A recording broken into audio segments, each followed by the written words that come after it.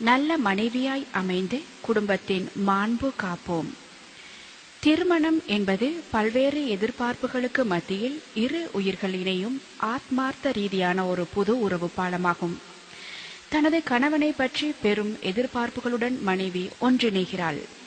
அல்லாஹ்வின் பிரதிநிதியான மனிதன் தனது பிரதிநிதித்துவத்தை அல்லாஹ்வின் திருப்தி நாடி உலகில் விரிவடையச் செய்வதையும், ஒழுக்க விழுமியத்தை கட்டிக்காப்பதையும், மன அமைதியை ஒருவருக்கொருவர் ஏற்படுத்திக் கொள்வதையும் நோக்காக கொண்டு திருமணம் செய்ய ஊக்கப்படுத்தப்படுகிறான்.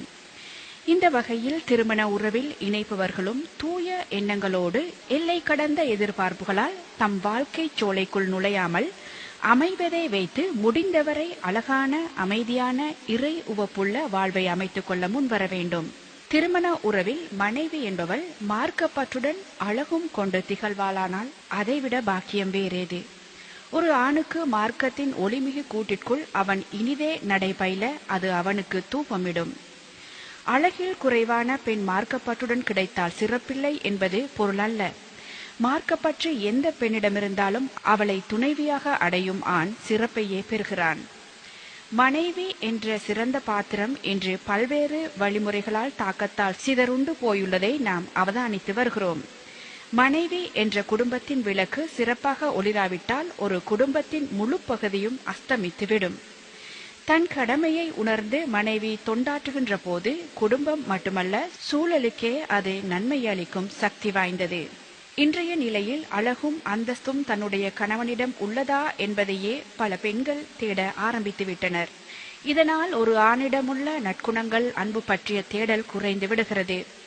குடும்பத்தை போதுமான வசதிகளுடன் அன்பாக நடத்தும் கணவன்மாரை பார்த்து, நீங்க என்னதான் செஞ்சு கிழிச்சிட்டீங்க, உங்களை கட்டிக்கிட்டு நான் பட்ட கஷ்டம் கொஞ்சம் நஞ்சமா, மற்றவங்களெல்லாம் சந்தோஷமா வாழும் போது நமக்கு தான் இந்த கஷ்டம், எல்லாம் உங்க சோம்பேறித்தனத்தால வந்தது. தினம் தினம் வீட்டுக்கு வீடு இவ்வாறு கூறும் மனைவியர் பெருகி வருகின்றனர். இதனால் பாடுபட்டு உழைத்து வரும் கணவனின் உள்ளம் ரணப்படுத்தப்படுவதுடன் பல்வேறு பிரச்சனைகள் உருவாகவும் வழி செய்கிறது. இந்நிலைமை விவாகரத்தை நோக்கிய பாதைக்கு பல தம்பதியரை இட்டு சென்று கொண்டிருக்கிறது. இந்நிலை மாற பெண்கள் மார்க்கத்தின் தெளிவான வழிகாட்டல்களை புரிந்து கொள்ள வேண்டியது அவசியம். முதலில் மனைவியானவள் தன் எண்ணங்களை தூய்மைப்படுத்த வேண்டும். தனது பொறுப்பு எந்த நிலையில் தன் குடும்ப நிலை அமைந்தாலும் அக்குடும்பத்தின் அமைதி, சந்தோஷம், நிம்மதி குலையாமல் தனது செயற்பாடுகளை அமைத்துக் கொள்ள வேண்டும். எது வந்தாலும் சரி என தூக்கி வீசிவிட்டு தனது விருப்பப்படி நடப்பதற்கு அவள் மேற்கத்தேய மனைவி அல்ல. உத்தம வழிகாட்டலில் குடும்ப விளக்குகளாய் உதிர்த்த சஹாபாக்களின் வாழ்வில் பாடம் கற்ற இஸ்லாமிய மனைவி. அந்த சஹாபிகள் தங்கள் முழு விடயங்களையும் குடும்பத்தின் அமைதிக்காக, சந்தோஷத்திற்காக, அல்லாஹ்வின் திருப்தியை மட்டுமே நாடி தியாகம் செய்திருக்கின்றார்கள். ஆறுதலும் அன்பும் வழங்கி தன் கணவனை உயிரென மதித்து அல்லாஹ்வுக்காக வாழ்ந்தார்கள். தம் குழந்தைகளை இறை உவப்போடு வளர்க்க படாத கஷ்டங்கள் பட்டு பொறுமை காத்து இஸ்லாத்தின் தூண்களாக வீர பக்திமிகு பரம்பரைகளை உருவாக்கி காட்டினார்கள். தன் குழந்தை இறந்ததை கூட தன் கணவனின் அமைதி, நிம்மதி குலையக்கூடாது என்பதற்காக ஆறுதலாயும் அமைதியாயும் புத்தி சாதுரியமாகவும் கூறிய குலவிளக்குகள் நமக்கு படிப்பினையாக அமைந்திருக்கின்றனர். இவ்வாறு தானும் ஒரு மனையாளாய் அமைய வேண்டும் என்ற தூய எண்ணம் ஒவ்வொரு மனைவியிடமும் வர வேண்டும். தூய எண்ணம் எவ்வளவு அவசியமோ அதே அளவு நாவினால் வெளியாகும் வார்த்தையும் சுத்தமாக இருக்க வேண்டும். தற்போதைய பெண்கள் பலர் எதையும் சிந்திப்பதில்லை, மனதில் தோன்றுவதை பேசிவிடுவார்கள். இதனால் கணவன், பிள்ளைகள், உறவினர்கள் ரணங்களுக்கு உட்படுகின்றனர் என்பதை ஏனோ இப்பேதையர் உணர்வதில்லை. வேகமாய் வரும் அம்பின் தாக்கத்தை விட வார்த்தைகள் அதிக தாக்கம் ஏற்படுத்துபவை. அவற்றை இலகுவில் அழிக்க முடியாது. எனவே ஒரு இஸ்லாமிய மனைவியின் வாய் வார்த்தைகள் அன்பு, அமைதி, ஒற்றுமை என்பவற்றை ஏற்படுத்தும் வகையில் வெளிக்கொணர வேண்டுமே தவிர குடும்பத்தின் அமைதியை குளிதோண்டி புதைக்கும் வகையில் வெளிவரக்கூடாது. மனைவியின் சத்தம் நன்றி கெட்ட வார்த்தைகளால் ஓங்கி நீதிமன்றம் வரை சென்று விவாகரத்தை பெற்று வரும் குடும்பங்களை நாம் அன்றாடம் பார்க்கின்றோம். இவற்றில் நாம் பாடம் படிக்க வேண்டுமே. கணவன், பிள்ளைகளின் தவறான செயற்பாடுகளை குத்தி காட்டுவதும் பிறரிடம் கூறுவதும் இன்று மனைவி என்ற தாய்க்கு பழகிப்போன பழக்கம். தவறின்றி மனிதனில்லை, மனித தவறுகள் மாற வல்லவை. மாறும் வகையான குடும்பச் சூழலை அமைத்து குறைகளை மறந்து நிறைகளை போற்றி தன் குடும்பத்தாரின் செயல்களை சீர்படுத்துவதே சிறப்பு. தவிர அதை குத்தி காட்டுவது இழி செயலாகும். குற்றவாளியை மேலும் குற்றவாளியாய் மாற்றுவது அவனை சுற்றியுள்ளவர்களே. ஒருவன் திருடினாலும் சரி, அவனை திருடன் என்று கூறி வேறொருவன் திருடினாலும் ஆராயாமல் இவன் மேல் பழியை போட்டு தண்டித்து அவன் மீண்டும் திருடனாக மாற சமூகத்தில் சில விஷப்பாம்புகள் வழிசமைத்து விடுகின்றனர்.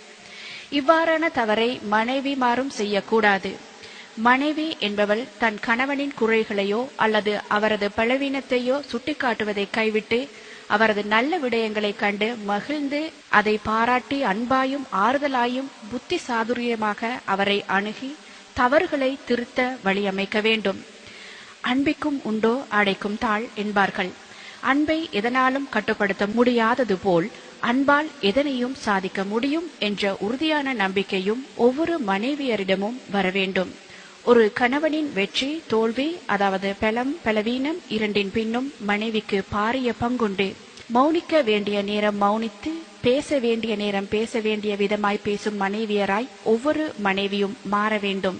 அடுத்து, இன்று குடும்பங்களின் பிரச்சினைகளுக்கு மனைவி காரணமாக விளங்கும் மேலும் ஒரு விடயம்தான் கணவனின் நலனில் மனைவிமார் காட்டும் அக்கறை நிலைமைகள். இன்று அதிகரித்த வேலை, திட்டமிட்டு செயற்படாமை, வீணான பொழுதுபோக்குகள் போன்றவற்றால் பெண்கள் தங்கள் கணவன்மாரின் உடல் உளநலனில் அக்கறை எடுக்க மறந்து விடுகிறார்கள். எனக்கு காய்ச்சல் வந்தால் கூட என்னென்று கேட்க இந்த வீட்டுல ஆள் இல்ல. என் மக மாடா உழைச்சாலும் என் மருமக அவனுடைய சுகையினம் பற்றி அக்கறையே காற்றா இல்ல என கணவன்மாரும் கணவனின் தாய்மாரும் புலம்பிக் கொண்டே இருக்கின்றனர். நாளடைவில் இவை பாரிய குடும்ப பிரச்சினைகளாய் ஆகிவிடுகின்றன. பெண்கள் தங்களுக்கு என்னதான் வேலை என்றாலும் கணவனின் தேவையை நன்கு தெரிந்து தொண்டாற்ற வேண்டும். கணவன் சோர்வுற்ற நேரம் அவனது சோர்வு நீக்கவும், அவனுக்கு தேவைகள் ஏற்படும் போது அதனை தீர்க்கவும் பாடுபட வேண்டும். தன் கணவன் நோயால் அல்லது தொழிலால் அல்லது குடும்ப சுமைகளால் அல்லலுறும் போது மனைவி அவற்றை நீக்க அல்லது ஆறுதலும் ஆலோசனையும் ஊக்கமும் உதவியும் வழங்க வேண்டும். அவர் உடம்பு, அவர் குடும்பம், அவர் தொழில், என்னவாவது செய்யட்டும் என்ற அலட்சியமும் தன் பணி மறந்து செயற்படும் மடமையும் ஒருபோதும் மனைவி என்பவளிடம் வரவே கூடாது. பொருளாதாரம் என்ற அவசிய தேவையும் மனைவியை ஒரு மாயையாக மாற்றிவிடுகின்றது. இன்று பல பெண்களுக்கு தன் கணவனின் உழைப்பு குடும்பம் நடத்த போதாத நிலையில் உள்ளது. இதனால் குடும்பத்தில் பல குழப்பங்களை ஒரு மனைவி உருவாக்கி விடுகிறாள். எமது வரலாற்று பெண்கள் கிழிந்த ஆடைகளுக்கு ஒட்டுகளை போட்டு அணிந்துள்ளனர்.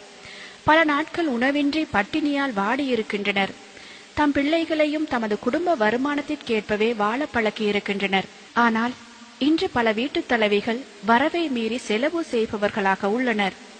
பசியின்றி விதவிதமாக உணவு உண்பதும், ஒன்றிற்கு மேற்பட்ட அல்லது விலை கூடிய வேலைப்பாடுகள் மிகுந்த பகட்டான ஆடைகளை தெரிவு செய்வதையும், தமது தகுதிக்கு மீறிய ஆடம்பர பொருட்களை வாங்கிவிட்டு அப்படியான தேவைகளுக்காக கடன்பட்டு பின்னர் கணவனை வாட்டி வதைப்பதையும், கணவனால் பூர்த்தி செய்ய முடியாத போது வெளிநாடு செல்வதையும், அதன் பின் சீரழிந்து நிம்மதியற்று திரிவதையும் பார்க்கின்றோம்.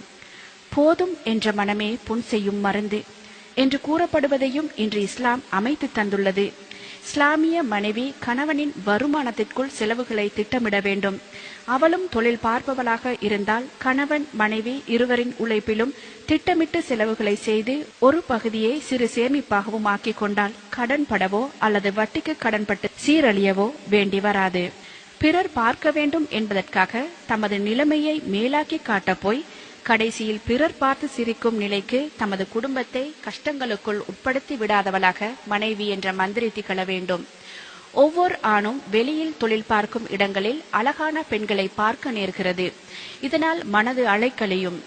ஆனால் வீட்டில் அழுக்கான நிலையில் அலங்காரமற்ற தனது மனைவியை பார்க்கிறான். இது ஓர் இஸ்லாமிய மனைவியின் அடையாளம் அல்லவே. கணவன்மாரை தம் பக்கம் இழுத்து அவர்கள் விருப்புக்கேற்ப அழகு தேவதையாக இல்லாவிட்டாலும் உங்களை எளிமையாக அலங்கரித்து பொருத்தமான ஆடைகளை அணிந்து கணவனின் கண்களில் படும்படியாக மட்டும் அலங்காரம் செய்து புன்னகையால் உங்கள் பொன்முகத்தை மெருகூட்டி பாருங்கள். மனைவிமார்களே, வெளியில் செல்கையில் செய்யக்கூடாத அலங்காரத்துடன் செல்கின்றீர்கள். வீட்டில் பார்க்கவே சகிக்காத கோலம். உங்கள் கணவனை பார்க்கையில் அவனை நீங்கள் சந்தோஷப்படுத்த வேண்டும் என்பது இஸ்லாமிய போதனை. அதற்கேற்ப நீங்கள் மாறுங்கள். உங்கள் கணவன் உங்கள் வசம். ஒவ்வொரு மனைவியும் ஒன்றை சிந்திக்க வேண்டும். வாழ்க்கை என்பது நாம் அதை எப்படி அமைத்துக் கொள்கிறோம் என்பதில்தான் அதன் வெற்றியும் தோல்வியும் தங்கியுள்ளது. நபி ஸல்லல்லாஹு அலைஹி வஸல்லம் அவர்கள் தமது சஹாபி தோழர்களுக்கு கூறும்போது, உன்மீது அதிகம் அன்பு செய்யக்கூடிய, அதிக குழந்தைகளை பெற்றுத்தரக்கூடிய பெண்களை மணந்து கொள்ளுங்கள் என்று கூறினார்கள். எனவே பெண்கள் தனது கணவன் மீது மாசற்ற அன்பு செலுத்த வேண்டும். சினிமாவை பார்த்து அதில் வரும் கதாநாயகன் போல் தனது கணவன் அமைய வேண்டும் என்ற யதார்த்தத்திற்கு அப்பாற்பட்ட கற்பனைகள் முதலில் பெண்களிடமிருந்து மறைய வேண்டும். மிகைப்படுத்தி எதனையும் சித்தரித்து காட்டும் சினிமா பணம் சம்பாதிப்பவர்களுக்கு சரியானதன்றி அது வாழ்வுக்கு பொருந்தாது என்பதை இஸ்லாமிய மனைவி உணர்தல் வேண்டும்.